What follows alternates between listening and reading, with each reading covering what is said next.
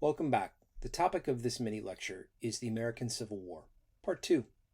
And we're going to talk about 5 terms that, as you learn more about this time period, these are helpful for you to understand what went on during the conflict. Let's get into it. So, the first term for us to know is broadly 1861. All right, so 1861 is a very difficult year. And it's a year that you see the start of major combat operations of the war. Something that is important to know that both sides, the U.S. as well as the Confederacy, both during the conflict and in the generations that followed, would often give different names for different battles. Okay, broadly, the attack at Fort Sumter, right, happens in the spring of 1861 and April of 1861. Major combat operations begin what's called the First Battle of Bull Run. U.S. forces are defeated there.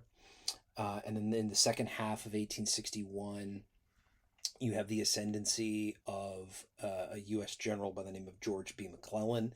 Lincoln has been inaugurated as president.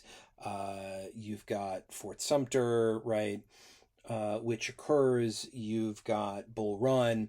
And really the last months of 1861 is McClellan, attempting to organize the army in the East. Now, McClellan's not going to end up being a very effective combat commander. However, they're going to organize the army. So the second point is 1862. So 1862 is the period in which you're going to see larger combat operations across parts of the continent. You're going to see some successes for the U.S., but also some failures as well. So the period of 1862 is the period of the Battle of Shiloh, right? So this happens in early 1862. Is a really, really bloody event. Ulysses S. Grant, General Grant, is going to be in command here. 1862 is also the period of the Peninsula campaigns, right? So this goal to take Richmond, which totally fails. 1862 is also the Battle of Antietam, right? The bloodiest day in American history. Now, Antietam is important because, right, this sort of will come within the time of President Lincoln in terms of supporting the issuing eventually of the Emancipation Proclamation, which is going to take effect in January 1st, 1863. And then it's also, you have some question or consideration of whether or not Confederate forces are going to get help from England, and after Antietam, that's not going to happen really.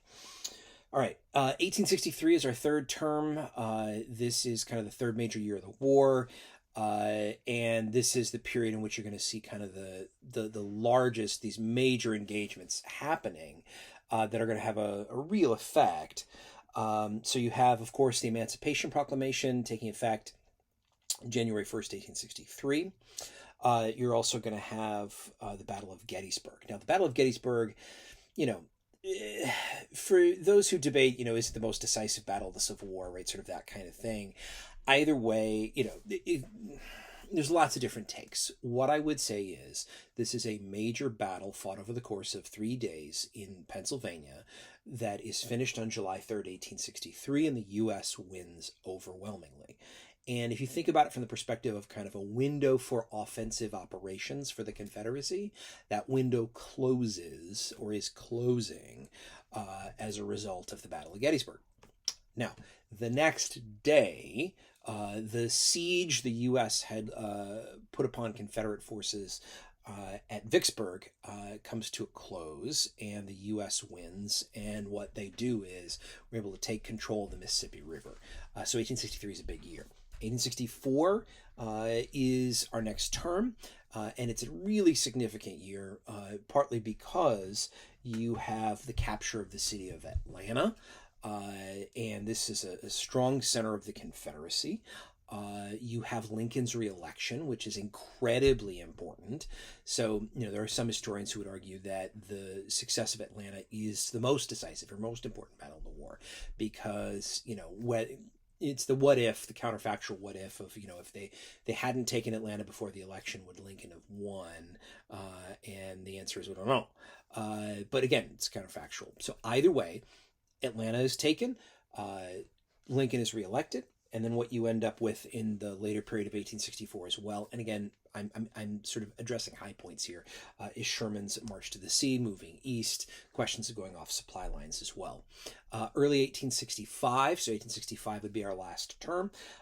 You're going to have the siege at Petersburg be broken, and then eventually Confederate forces surrender at Appomattox Courthouse, and the war will be brought to a conclusion with the U.S. winning. Thank you very much.